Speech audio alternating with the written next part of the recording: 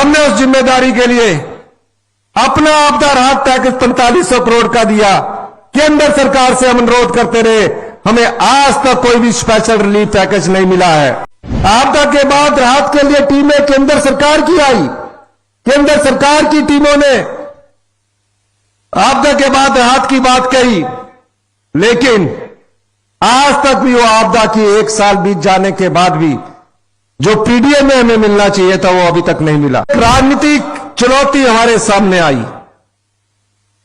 वो राजनीतिक चुनौती राज्यसभा के चुनाव में कांग्रेस के 6 विधायक कांग्रेस पार्टी को छोड़कर भारतीय जनता पार्टी में राज्यसभा के पक्ष में वोट डाल गए।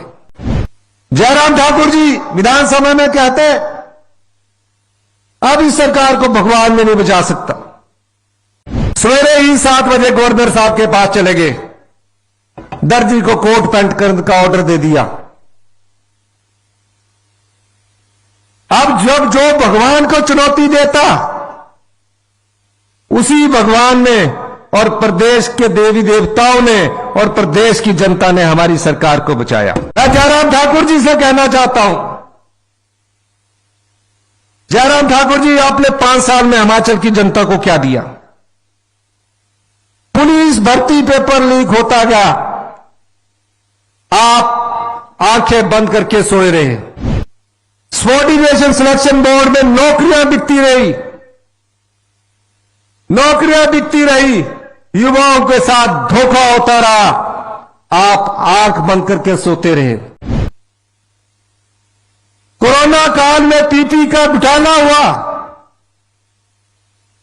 पीपी किट का घोटाला हुआ, आपने डायरेक्टर हटा दिया, मंत्री हटा दिया, आप आंख बंद करके सोते रहे। उद्योग विभाग की हजारों बीघा जगह 1 मीटर के हिसाब से आपने बेच दी, नाम दिया customise package.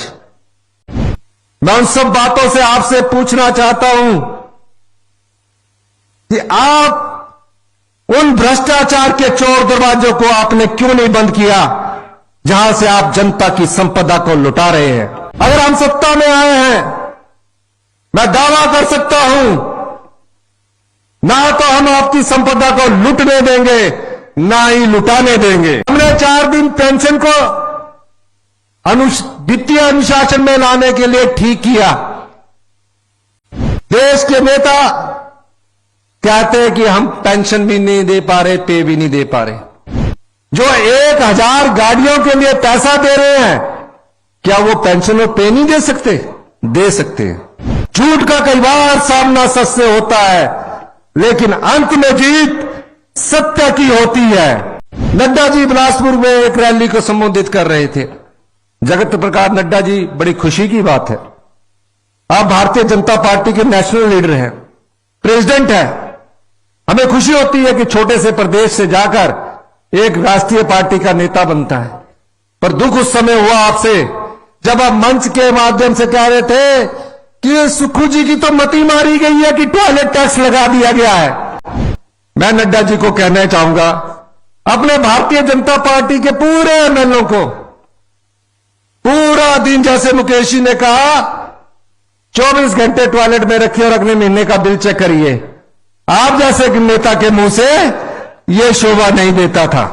Bharatiya Janata party की जो 5 साल की सरकार थी, जो सिर्फ कुर्सी बचाने के लिए संघर्ष करती रही, वो उस कुर्सी बचाने के चक्कर में हिमाचल की जनता का बेड़ा गर्क करके गई है। दावे के साथ कह सकता हूं कि भारतीय जनता पार्टी जो 5 गुटों में बटी हुई है और एक नए सलाहकार उनके मिले हैं जो कांग्रेस पार्टी में भी सलाहकार हुआ करते थे, आजकल नड्डा जी को उन्होंने चापलूस करके जेब में डाल रखा है।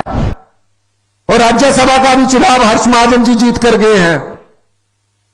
कहीं ये ना हो कि बीजेपी 28 से घटकर 20 रह जाए और हम 40 से बढ़कर 48 हो जाए, इसमें कोई दो राय नहीं है।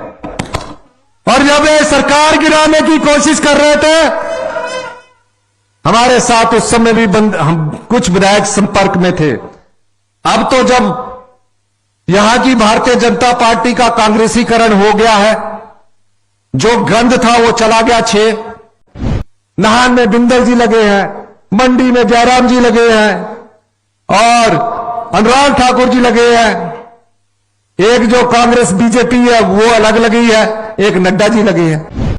ये कुछ सरकार के खिलाफ आंदोलन नहीं कर रहे, ये क्या कर रहे हैं? ये अपनी अपनी कुर्सी बचाने के लिए आंदोलन कर रहे हैं।